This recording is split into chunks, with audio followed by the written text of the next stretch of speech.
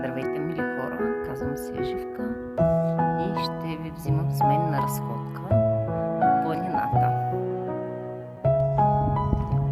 Намираме се при Лозенския манастир Свети Спас.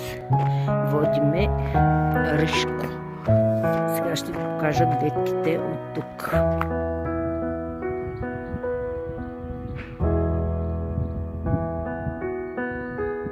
Отсреща е Стара планина. По върховете има все още сняг.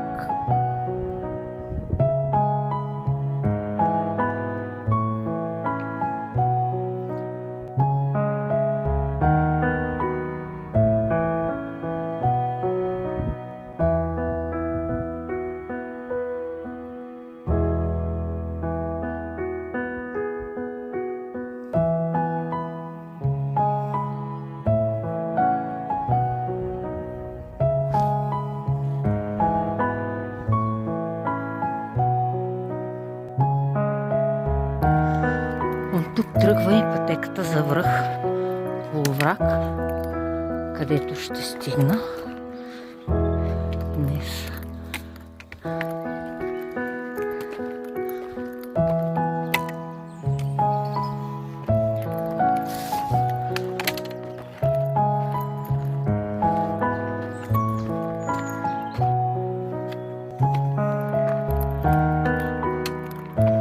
Тук излизам на една страхотна полянка, която има много слънце, много цветя, куковичета и жълтурчета, глухарчета, и се откриват гледки към Витоша и към София. Има пейчица, на която да си поседне човек, и камък за снимки. Аз ще се кача оттам да ви снимам гледките. Ето така.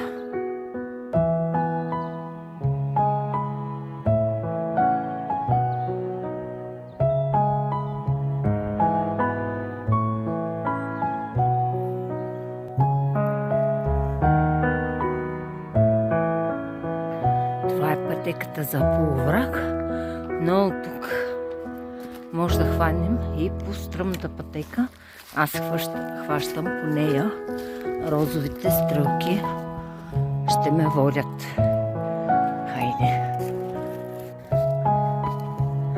Тук вече последни метри преди върха се изкачва и се открива прекрасна гледка. Рила, язовир Искър.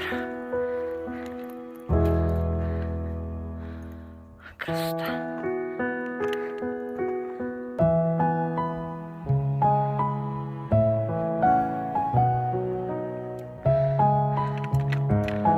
И Витоша.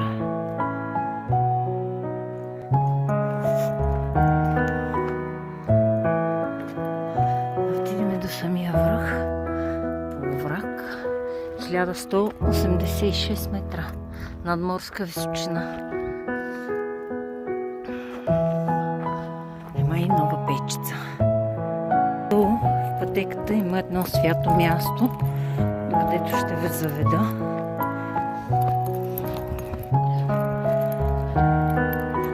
Оградено е с оградка. Все пак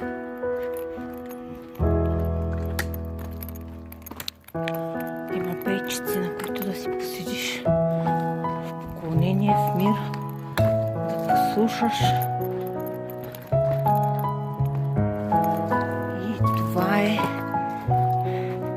лобното място и паметник на неизвестния въстаник от хвъркватата чета на Бенковски.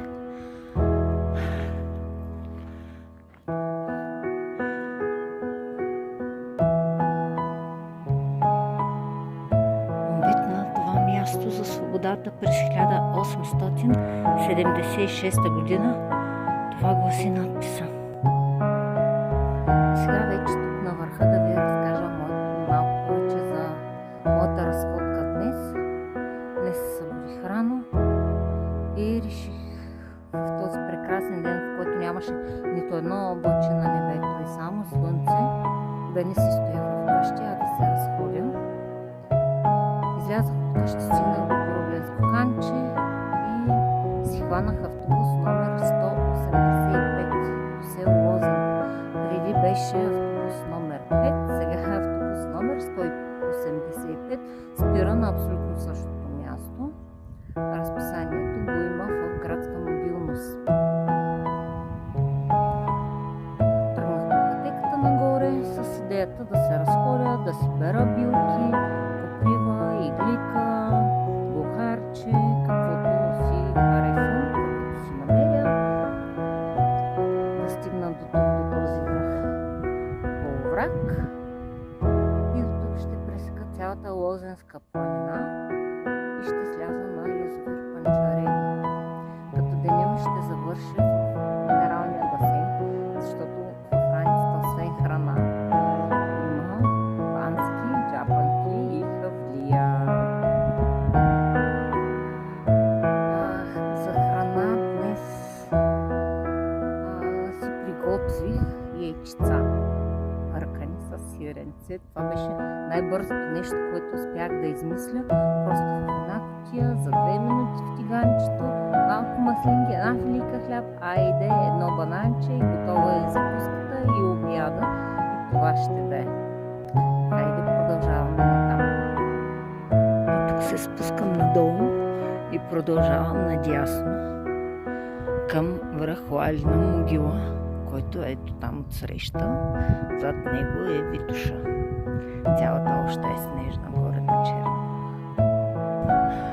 От тук, слизайки надолу, мога също така да се пусна и в село Долни Пасарел. Има пътека, която води до там и оттам да се прибера в София. Но аз съм избрала да сляза в Панчарево, за да мога да се потопя и в топлите минерални води на басейна. От тук се вижда също така и връх Манастирище в Плана планина. Ето тук отсреща е колата му.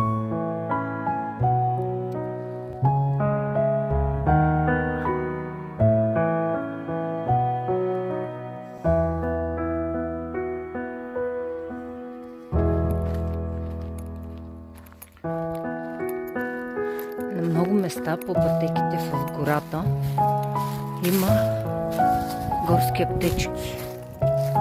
И тук има една, която е поставена. Да видим. Разбира се, заредена е с всичко необходимо. Надявам се на никой да не му се налага да я използва.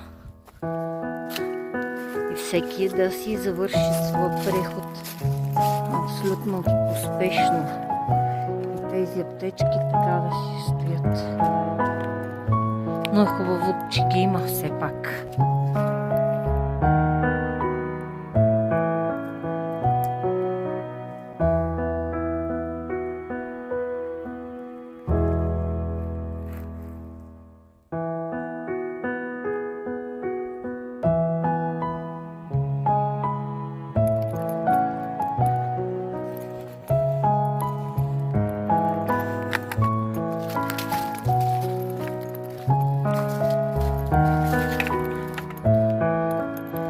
Има маркировка по дърветата с стрелки и също така голям ориентир може да бъде хранилката за животни.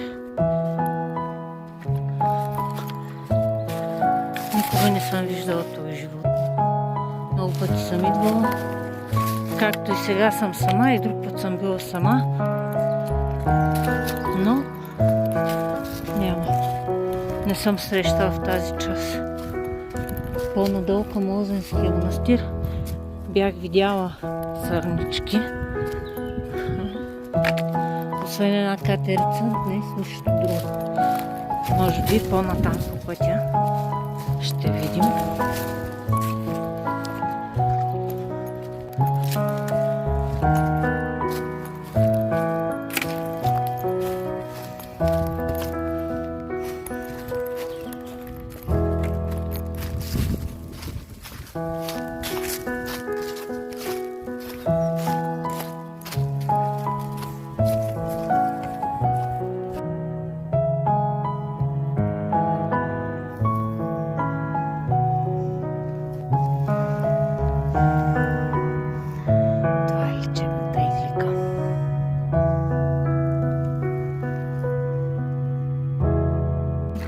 малко под връх Лалина могила се намираме в царството на левурдата.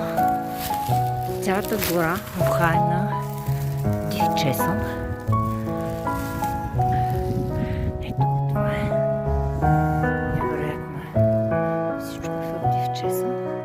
Много хора има, които си дарат левурда, правят си песто или го слагат сам в салатката като добавка.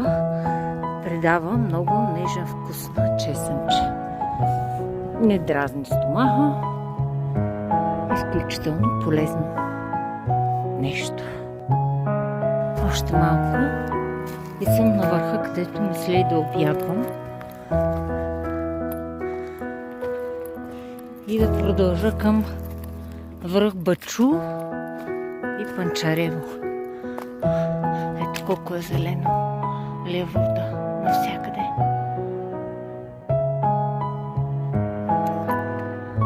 Сама съм на Лалина могила. Няма никой. Гледките са пленяващи. Рила и язовир Рискър. Стара планина в далечината се вижда. И Витош с бяла шапка.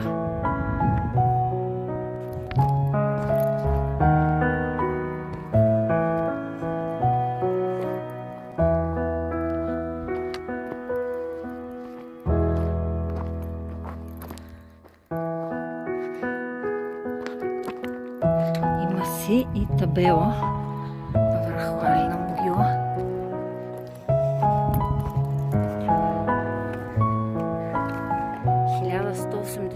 Метра морска височина.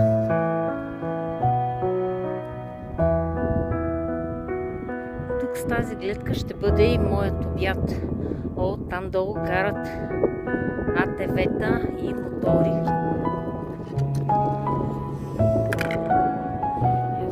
Можем да приближим, да ги видим. Но те си карат по пътя. Това са горски пътища, направени от камиони, които извозват дървесина. Да, когато се кара по такива пътища, няма лошо. Ето какво съм приготвила днес за обяд. Това са яйчеца и маслинки. Следва слизане от Лалина могила. Ето там долу на кръстовището мога да свърна надясно и по пътищата пак ще сляза в село Лозен. Но аз избирам да продължа напред към Бачу. В далечината виждам знамето и съответно цяло време пред погледа ми е Витоша с бял калпак.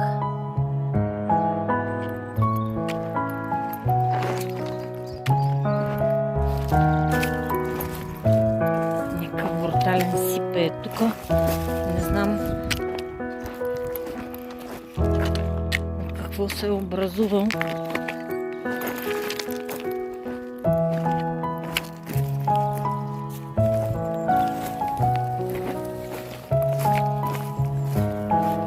Може би е водата. Леко-леко с повишено внимание се слиза.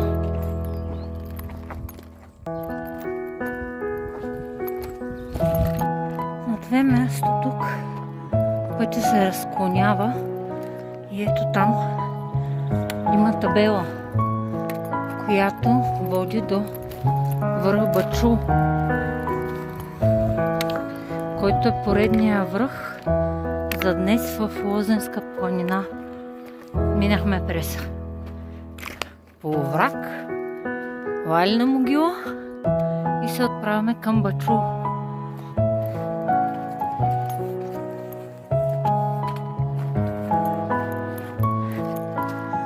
В планината днес има много хора, които се разхождат. Срещнах хора, които са тръгнали в обратна на мен посока от Панчарево към село Лозен. Аз съм наобратно. От село Лозен към Панчарево. Да кажем, че Лалина могила беше някъде по средата, защото с тях се срещнахме там. Горе-долу по едно и също време, като време сме тръгнали от началните точки. Финални метри преди връх Бачул. Ето го. Изключително топло. Идва времето, в което да сложим къстегащи. Аз не смеех още, но днес видях хора, които си бяха по къси панталони. И на мен ми е топло в момента. Може би трябва да сложа един чифт в раницата и да се преоблека.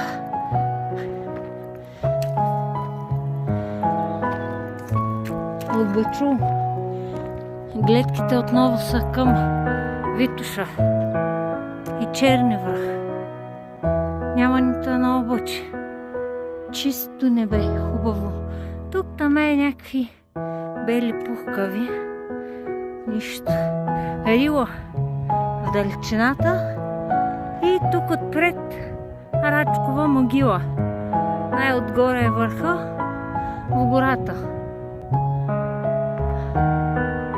Ето там е язовир Искър и чак там.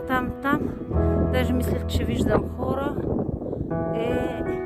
Лалина могила.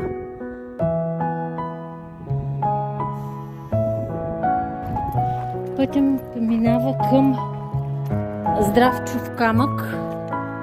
Едно много хубаво местенце. На лято и есен. Много обичам там да отида и да седна да си хапна. Защото първо, че има място за сядане. Къде да седнеш, има като пейчици импровизирани. И друго, гледката ми е хем Рачкова могила. Цветна. На пролет зелена, а октомври шарена с всички цветове. И няма нищо по-хубаво от това да хапваш с такава гледка.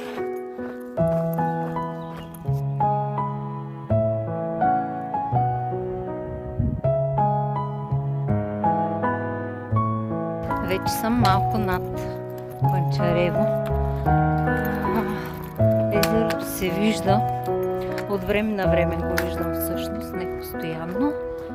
Но знам, че е под мен и вече нямам търпение да се гмурна в топлия басейн. Хайде още малко.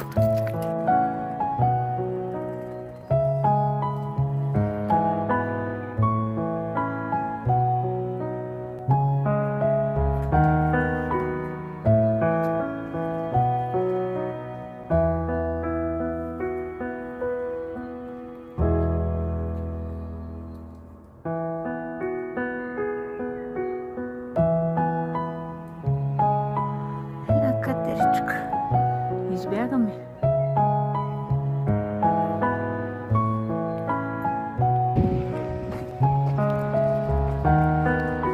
Езерото Панчарево.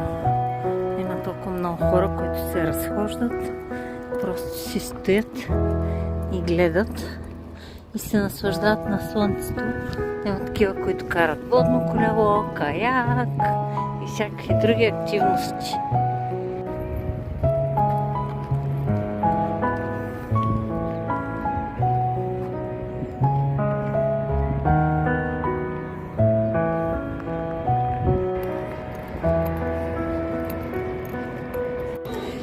Време е може би да сложа финал на днешния влог. Аз съм вече в басейна. Времето е прекрасно. Има хора, но е спокойно. И ще съм тук, докато се скрие слънцето. То има още време. Така че има релакс за моите мускули, които днес бяха на един много хубав преход. Слънчев. цялата Лозенска планина.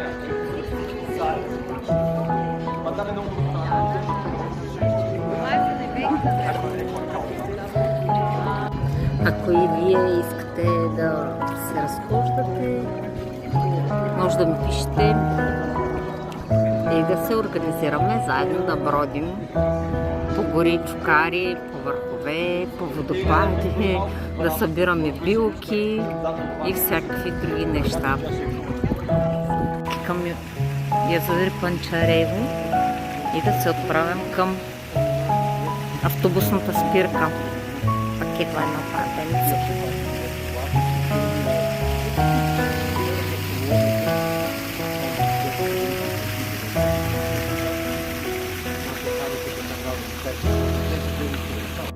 Най-последната ми спирка за днес е да си налея топла минерална вода за пиене. Много хубава.